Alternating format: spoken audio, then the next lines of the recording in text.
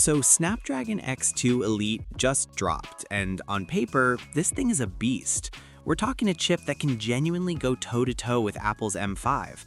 Like, Windows laptops are finally in the fight. Developers are starting to notice, native apps are showing up, and for the first time in a long time, Windows on ARM actually feels like it has a real shot. But here's the thing. Having a great chip is only half the battle. And right now, the other half, it's a mess. Let's talk about the elephant in the room, the price. You know how ecosystems grow, right? More people buy the device, developers see a big audience, they build apps for it, which makes more people want to buy it. It's a cycle, but that cycle only starts if regular people can actually afford the thing. And that is exactly where things are falling apart. OEMs, that's just a fancy word for the companies making the laptops like Asus, Lenovo, all those guys, they're pricing these Snapdragon X2 Elite machines like they're luxury items. We're talking premium price tags across the board. And when you do that, you're basically locking out the majority of buyers before they even get a chance to try it. Asus is actually a perfect example of this. They launched the ZenBook A16 at $1,599. Already not cheap, but okay, competitive enough to get people excited. Reviews came out, people were genuinely hyped, and then they raised the price by $100 after the reviews, after everyone was already paying attention. Like, why would you do that? You had momentum, you had people ready to buy, and you just pulled the rug. Now here's why this actually matters beyond just being annoying.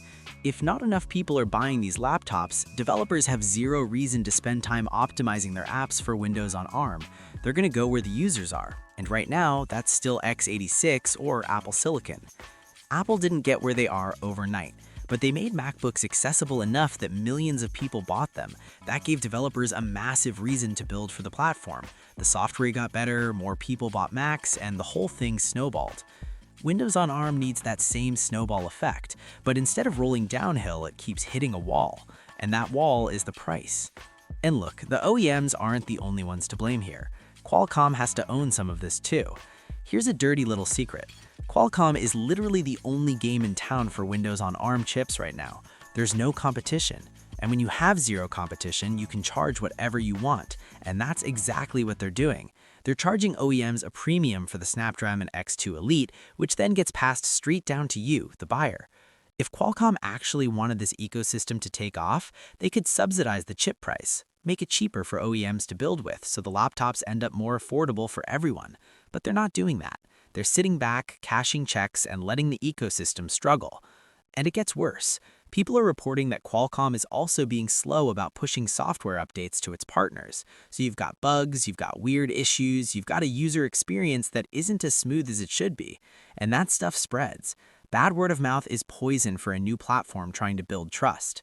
So here's the question that really stings. Some of these high-end Snapdragon X2 Elite laptops, the ones with the Extreme chip, are already matching the price of the MacBook Pro with M5 or M5 Pro. We're talking the same money, roughly. So why would anyone choose the Windows machine? Think about it. macOS has years of a polished, mature software ecosystem. Developers are fully bought in. The battery life is ridiculous, everything just works. And now you're asking people to pay the same price for a Windows on ARM laptop that still has app gaps, potential bugs, and a platform that's still trying to prove itself. That's a tough sell. That's a really tough sell. Look, I'm not writing off Windows on ARM, not at all. The Snapdragon X2 Elite genuinely has the horsepower to compete. The technical foundation is there. Developers are slowly coming around. There's real potential here. But potential doesn't mean anything if regular people can't afford to buy in. You need users to get developers. You need developers to keep users. And right now, the pricing strategy is strangling that cycle before it even starts. Qualcomm, Asus, all these companies, they need to stop playing short games and think about the bigger picture.